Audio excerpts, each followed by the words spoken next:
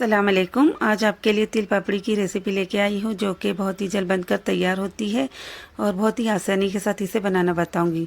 यहाँ पर मैंने 1/4 कप तिल ले लिए है सफ़ेद वाले, 1/4 कप चीनी ले ली है, एक बटर पेपर ले लिया है जिसे मैं एक ब्रश की मदद से ग्रीस कर दूंगी और इसे एक साइड में रख दूंगी।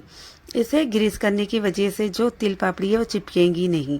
तो यहाँ पर देखिए इसे अच्छी तरह मैंने ग्रीस कर लिया है। अब यहाँ पर एक नॉन स्टिक पैन को गर्म होने रख दिया है गैस के ऊपर। स्लो फ्लेम पर कुछ सेकंड तक मैं इसे भूनूंगी।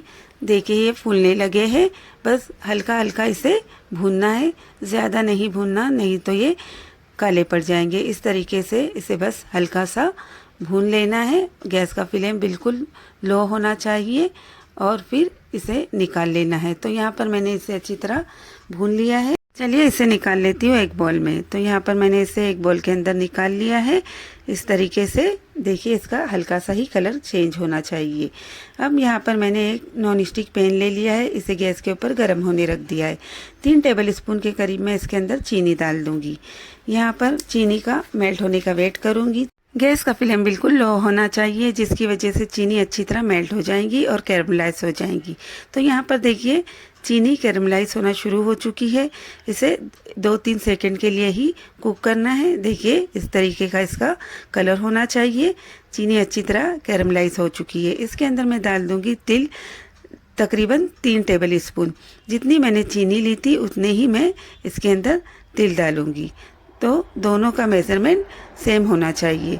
तो उसी चम्मच से मैं 3 टेबल स्पून चीनी डाल रही हूँ, ठीक है, इसके अंदर। और फिर देखिए इस तरीके से इसे मिक्स करूँगी और गैस का फ्लेम फ़ौरन ही बंद कर दूँगी। अब यहाँ पर देखिए जो बटर पेपर मैंने लिया था उसके अंदर इसे डाल देती हूँ और फिर ऊपर से इसे कवर कर दूँगी और हल्के हाथों से बेलूँगी। इसे इस तरीके से बेलना है कि ये एकदम पतली सी पापड़ी बन जाए। इस तरीके से इसे बेलते जाना है। तो यहाँ पर देखिए दूसरी साइड से भी इसे बेल लेती हूँ। इसके शेप पर मत जाइए क्योंकि ये बहुत ही कम सेकंड में बनकर तैयार होती है, इसलिए इसे जल्दी जल्दी बेलना होता है, नहीं तो ये जम जाती है। देखिए यहाँ पर इसे निकाल लेती हूँ बटर पेपर से और फिर देखिए इसकी मैंने पपड़ी अच्छी तरह तैयार कर ली है। इस तरीके से मैं बाकी की भी पापड़ी तैयार कर लेती हूँ। बहुत ही आसानी के साथ इसे बना सकते हैं, बच्चे बड़े ये सभी को पसंद आती है और बहुत ही क्रिस्पी बनकर तैयार होती है। तो यहाँ पर मैंने बाकी की भी पापड़ी बना ली है। इस तरीके से आप बहुत ही जल्द घर में पापड़ी बनाकर तैयार कर सकते हैं। खासकर सर्दियों के मौसम में तिल पापड़ी, तिल लड्डू वगैरह को बनाया जाता है। बस इस बात का ध्यान रखना है कि आपने जितनी चीनी ली है उतनी ही आपने तिल लेना है, जिसकी वजह से आपकी पापड़ी परफेक्ट बनकर तैयार होंगी। ज़्यादा मेजरमेंट लेने से आपकी पापड़ी बनाने में काफ़ी परेशानी होगी क्योंकि इसे एक साथ बेलना पड़ता है।